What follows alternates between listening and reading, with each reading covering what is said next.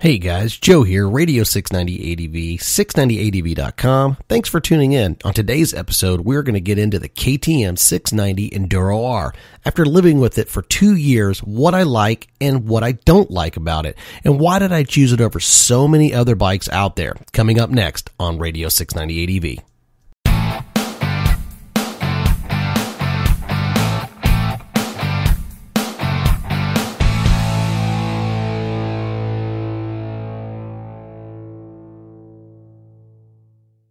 KTM North Texas is your headquarters for everything KTM and your one-stop shop. Hey guys, Joe here, 690 ADV. Are you looking for a new KTM bike? Yeah, they got them.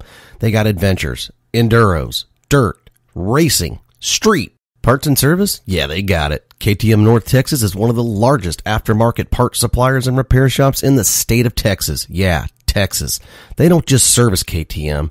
They service most every major brand out there. If you're needing a fix or just getting race ready, you needing some new gear? Yeah, KTM North Texas, they got it. From helmets to jackets, pants, boots, goggles, tires, rims, new plastics, and so much more. So if you want great deals and to be treated just like family, don't wait. Call 817-275-2228 or text 682-465-6637. Or you can just email Bert directly at bert@slmracing.com. Don't forget, tell him 690 ADV sent you. That way you get your discount. Hey guys, how's everybody doing? Welcome back. Thanks for sticking around and thanks for spending Sunday with me on the podcast. Also, thank you to KTM North Texas, a very, very good and great supporter of the YouTube channel and also our podcast as well. If you ever need anything, make sure that you give those guys a call or email them and tell them 690 ADV sent you, and they will. They'll give you a nice discount and they're going to take care of you. They're going to treat you like family. I promise you that. Anyway, on to the podcast. And since we're on the subject of KTM, in the 690, and everybody knows that I ride a KTM 690 Enduro R, and there is things that I love about that motorcycle, and then there's things I don't particularly care about that motorcycle. So we're going to weigh everything out today and talk about it and get into it. So if you want some more information about a KTM 690 and thinking about getting a KTM 690, they are, you know, they're one of those bikes that are really, in all true honesty, for what they are, they're second to nothing on this planet. Literally nothing on this planet for what they're made for. Now, you're going to get some guys that are going to, you know, bash and say, oh, well, it's a big fat pig and I would never take that bike and I would go get a 350 or a 500 or a 450 or whatever. You're going to get that. That's just going to happen, and it doesn't matter which avenue you travel. That's going to happen. And for what it is, now you're talking a guy that is coming off adventure bikes. Started with a KLR, not a light bike, but it's a very capable bike. I love all motorcycles. I'm not going to bash on any bike. You'll never hear it on my YouTube. You'll never hear it on anything. I don't hammer bikes. Now, I have come out and said that I think that certain motorcycles will maybe not do as well as I think they should or could. And why did the manufacturer make that motorcycle? But all manufacturers, they're not stupid. They're going to make their money. It's going to happen. They're going to do.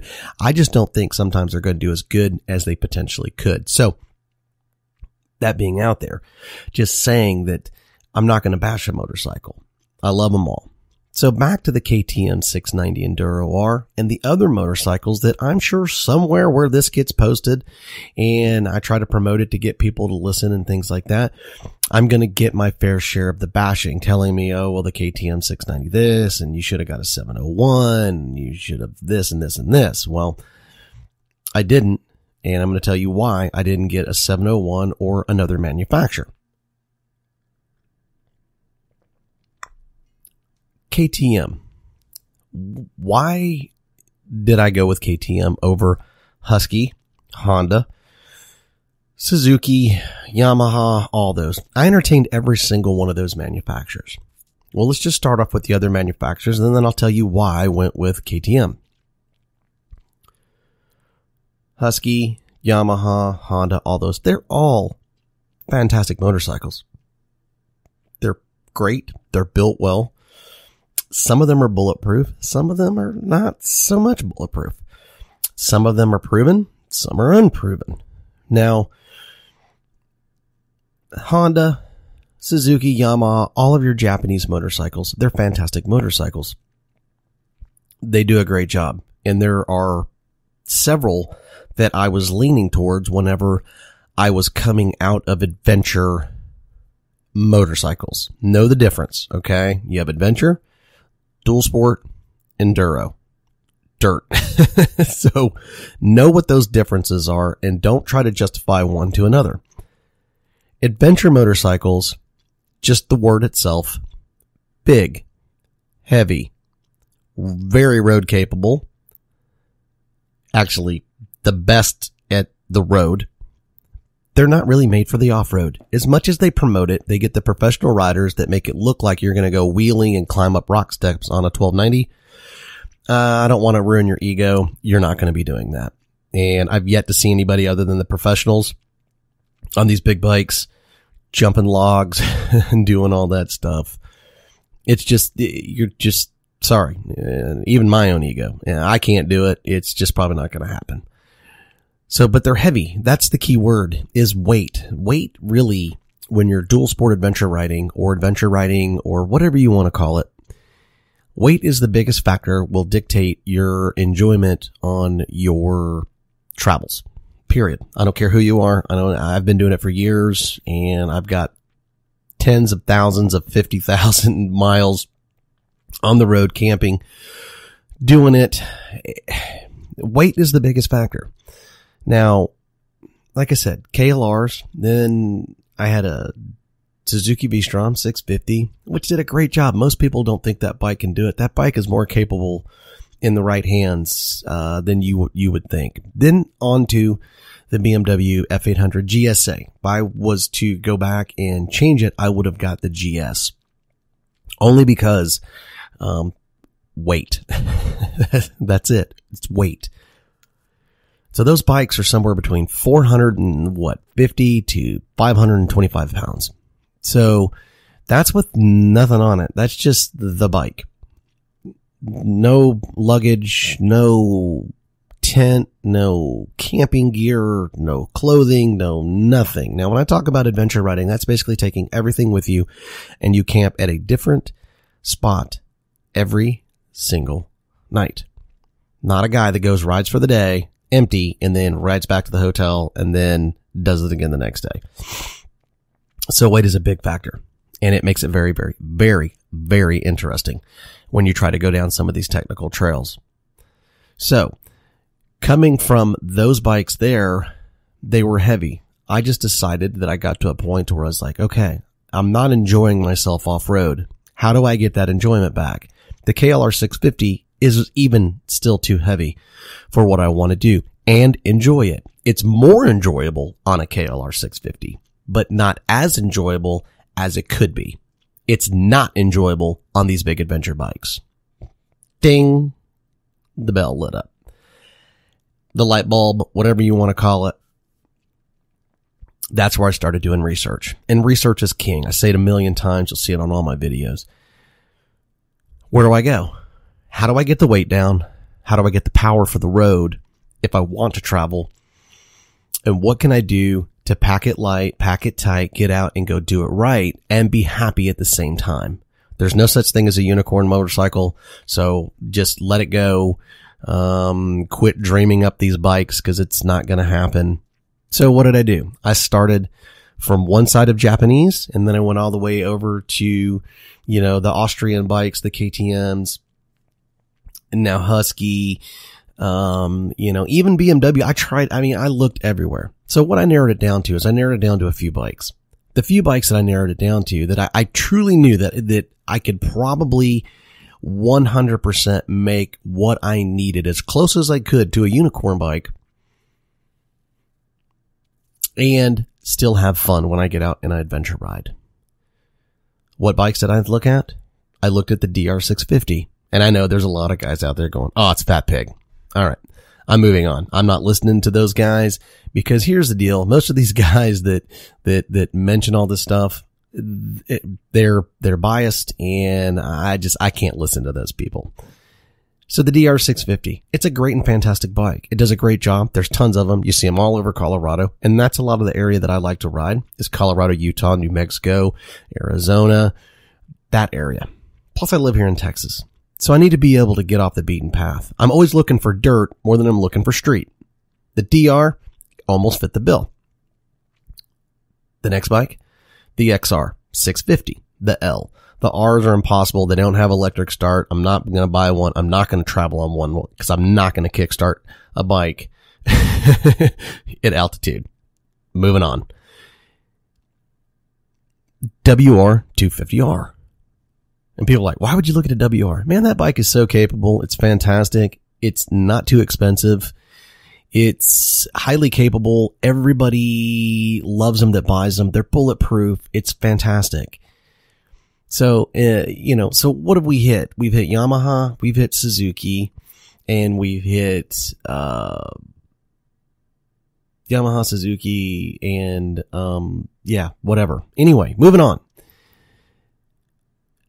Then I went to the other bikes. BMW. Well, the only thing that they have is that 650 Serato or wherever that thing's at. It's just too heavy. And I don't want to buy an older bike and just try to make it work. They're just too heavy. I looked at the Dakar and I just didn't want to go down that road. So I had to niche BMW pretty quick. It didn't take too long. Husky. And I've talked about why I didn't buy a Husky, but let me tell you why. The true reason why I did not buy a Husk, and put it in my garage over the KTM. We'll let it out right now. Huskies are fantastic bikes. They are basically KTM bikes now. So that was a huge plus for me. Here's my problem. Dealer network. There's just not a big enough dealer network. And you have to have dealers. And we talked about it on a podcast previously. Do you have that dealership and the person that you can trust? I've got mine. KTM North Texas. And that's where I bought my 690. And I can go in there today. I could go in there a year from now. Those guys, don't forget. It's like it's in their DNA. They remember who you are and they take care of you. And they don't just hustle you up to try to sell you stuff, but not just that, just KTM in general was the reason why I went over, Husky, because it came down to the 701 and the 690R. Well, the 690R won out because of the dealer network. It's not that the 690 is better than the 701. It's not that it's, not all these things. It came down to dealer network. And at the end of the day, I am very happy and proud that I went with KTM because I've had trouble free. The maintenance on it has been really pretty easy. And not only that, the reliability, I've put it through some pretty snotty stuff and it just shines every single time. Now, the guys that say it's a pig, it's fat, it's too big, you can't do all that stuff. Are you that guy that's taking everything with you? And if you are, don't run your mouth, post pictures, let's see what you're getting into, and let's see all your gear, because all the photos I ever see of guys, they're stripped bikes. There's nothing on them, and they're getting out and doing their business. So those are the people I can't listen to. So the KTM 690 Enduro R, what do I love about that bike? Almost everything, to be honest with you. I literally it's a fantastic bike, but there are a few little things that I just don't care for on that motorcycle. It's just not I don't have a love for it. Now, KTM North Texas, they tried to basically talk me into a 500 and they love the 500. And I think the only reason I just can't get a 500 is the maintenance. And to do a long travels that we do, a small one's 2,000 miles. And we're talking not 2,000 miles in a small loop. We're talking 2,000 miles. We're traveling. We're going to town to town to town and camping. So on a 500 with the maintenance, I think that's just stretching it, you know, and I don't want to have to do maintenance on the road. That 500, my God, it is gorgeous, sexy. It's fantastic. It's an amazing motorcycle. It does so much, and it truly is. For the road enduro bikes, it's the king. I don't care what anyone says. It is the king. But if you're talking a road-capable travel motorcycle that can punch miles, we're talking 125 a stretch. That's not pulling over after 25 miles and going, oh, I got to shift my bum. No, 125 minimum. And still be able to romp single track and actually get out and do the business like in Colorado. Yeah, the 690R is the king. I don't care what anyone says. You're never going to change my mind. You can sit there and post all the posting you want to from dirt forums and all these. I don't care. You're never going to change my mind. I've ridden a lot of motorcycles. It is the king of travel, getting out, hitting the gnarly stuff, and doing the business. It's the best, period. No way around it. We're done. It's over. We're done. So what do I love about the motorcycle? God, the suspension. It does such a great job on rocks, the dampening, the front end, the rear end. And if you dial it in right, because it is adjustable suspension, it is fantastic. A lot of guys just leave it factory. They don't know how to dampen their stuff. And what happens is that motorcycle, and they bash on it because they say that, hey, you know what? It doesn't dampen very well in the front, or the front doesn't complement the rear. Well, if you know how to do it right, trust me, it'll soak up those rocks just like you're driving over marshmallows. So with that being said, the suspension is fantastic. The power delivery from the throttle to the rear end is nothing short of amazing. If you've never ridden one and you know somebody, I'm telling you, go hop on it, go get yourself about 5 or 10 minutes on it, and you'll want to go buy one. They're amazing. They're not cheap, but they are amazing. What you're thinking in your brain and what your hand is doing on that throttle, it does all of it and then some. And it's instant delivery. And when I mean instant delivery, I mean instant delivery. It does such a fantastic job. So if you're climbing hills, if you're doing, rock steps and things like that, and you need that instant power, whereas certain bikes, you hit the throttle and it kind of gives you the power, this gives you everything that you need.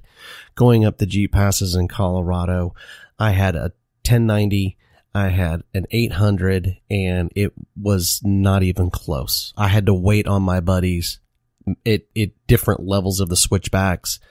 I was just fiddling through my iTunes, listening to my music and finding new music to listen to and waiting on them. So long story short, the suspension and the way that it just does all that stuff and the power delivery is nothing but fantastic. Now, the look of it, you'll get some guys that say it's sexy, beautiful, and you get other guys that say KTM's ugly and whatever.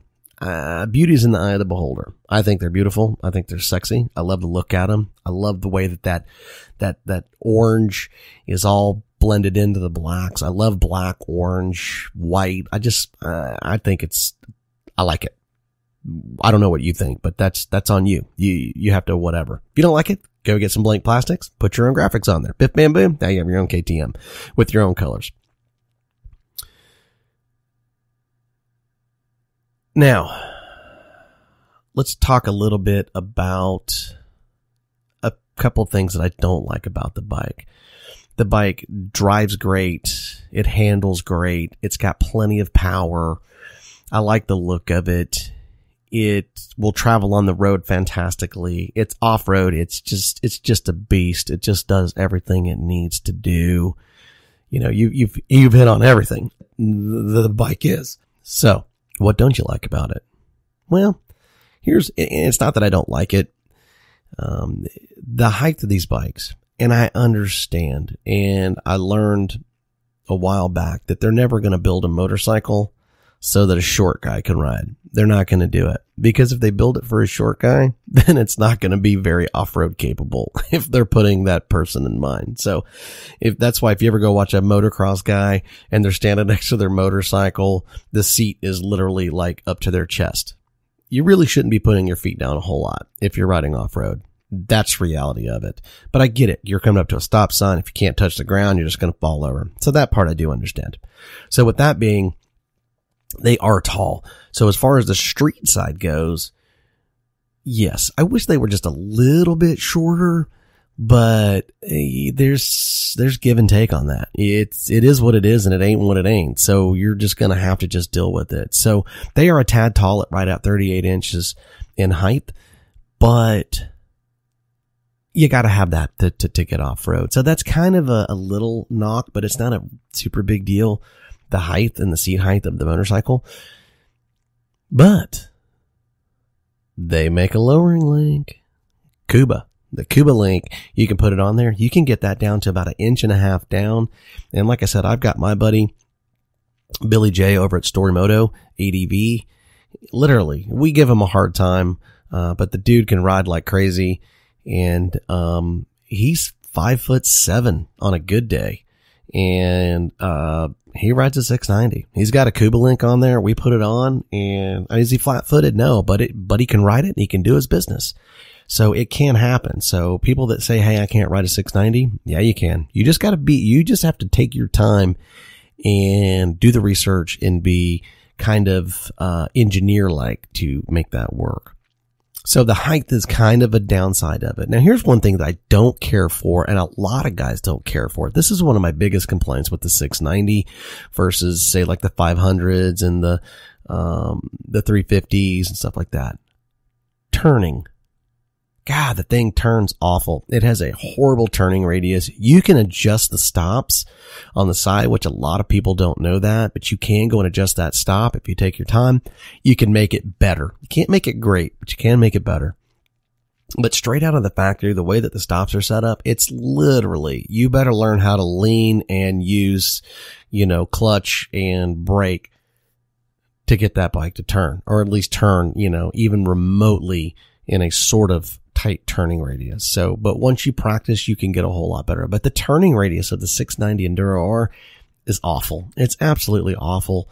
It's not very good. I wish they could get better about that, but it is what it is. But that's one thing I don't like about it. In the factory seat, these are the 3 things I don't like about it, and they're real minimal. The factory seats, like sitting on a 2x4, it's horrible. The ergonomics and the way that it's positioned and it sits, it's definitely not a travel seat.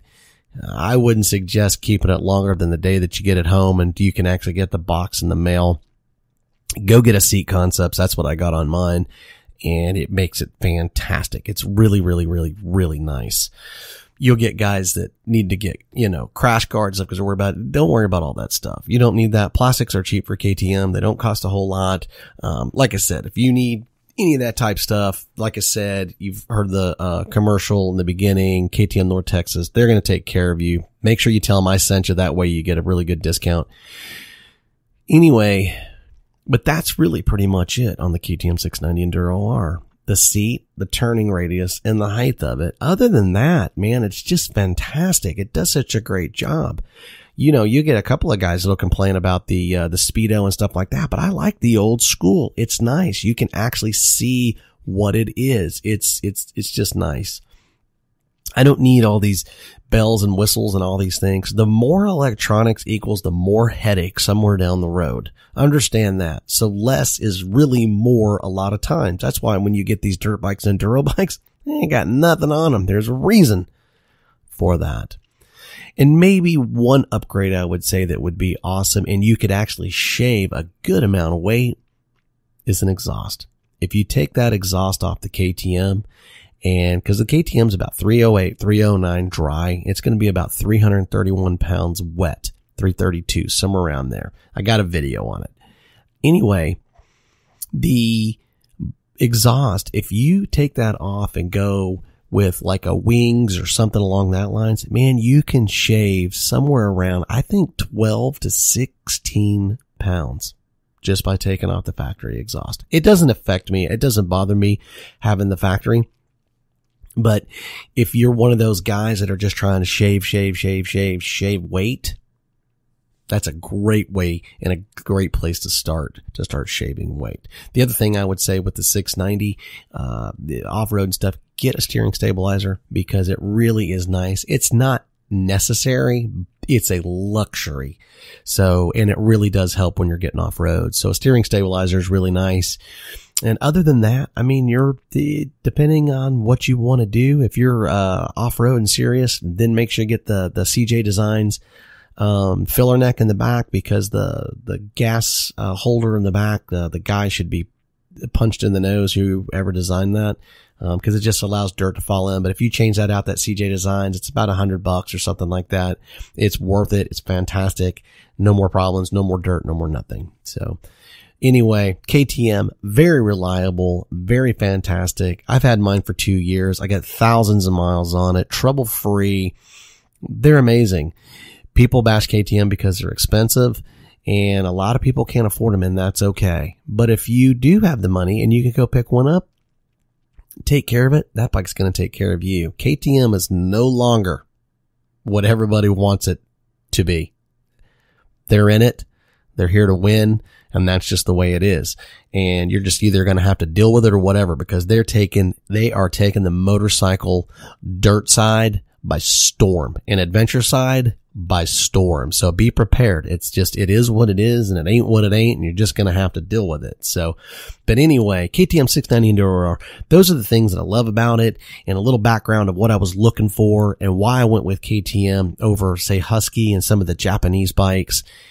I just, I'm not a fanboy. I know by riding and what I like, the bike is fantastic. It does a great job, and it's perfect for what I need.